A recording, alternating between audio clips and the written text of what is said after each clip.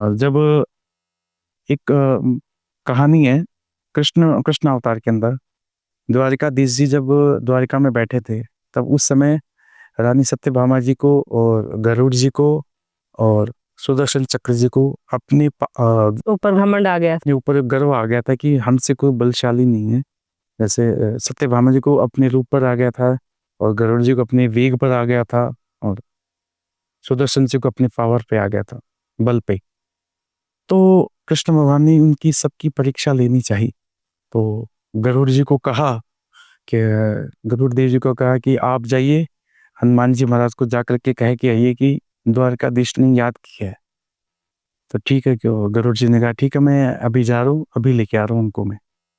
तो हनुमान जी महाराज प्रभु श्री राम जी की भक्ति में लीन थे, तो वहाँ गए, उनको जगाया, वो उठे ही नहीं। काफी थोड़ा सा बल प्रयोग किया, तो उसके बाद वो जगे। तो उन्होंने कहा कि आपको द्वारकाधीश जी ने याद किया है।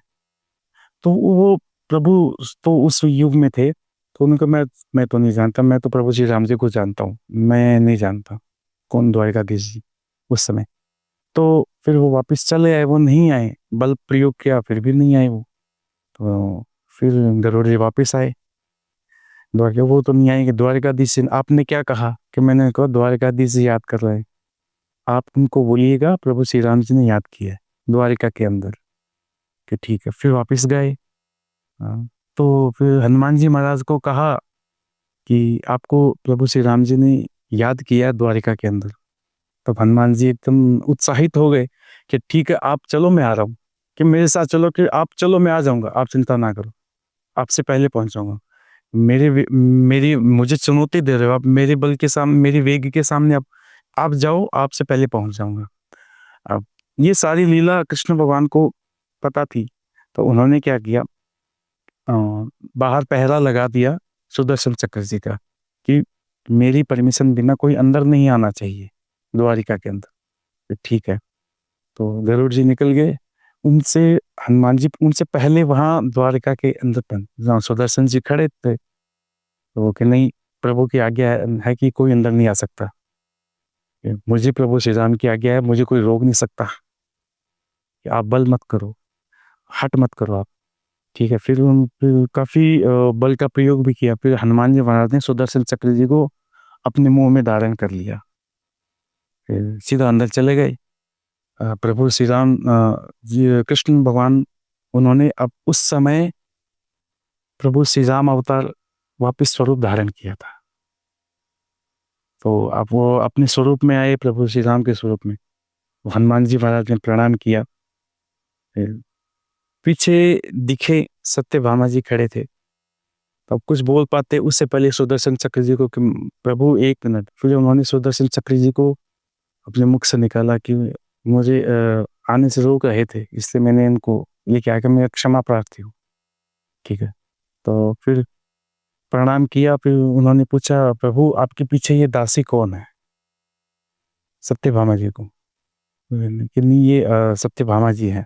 तो वो एक ही साथ में उन्होंने तीनों का जो अहंकार था उन्होंने चूर किया। तो ये प्रभु के लिए तो सत्यभामा जी जब उन्होंने कहा ये दासी कौन है, तो उनके तो, क्योंकि मैंने भी उनके बारे में पढ़ा है, और तो उनका तो गुस्सा बहुत ज्यादा था, तो उनका क्या रिएक्शन था? नहीं, तो उनके सामने तो वो प्रभु श्री राम अवतार में खड़े थे ना, तो उनको तो लीला का पता भी लग गया था ना। जी।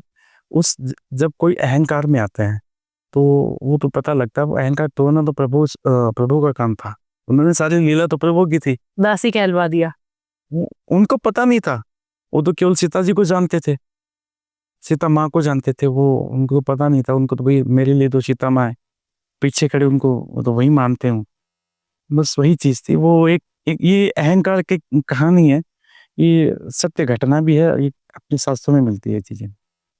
तो ये अहंकार विरोधी है।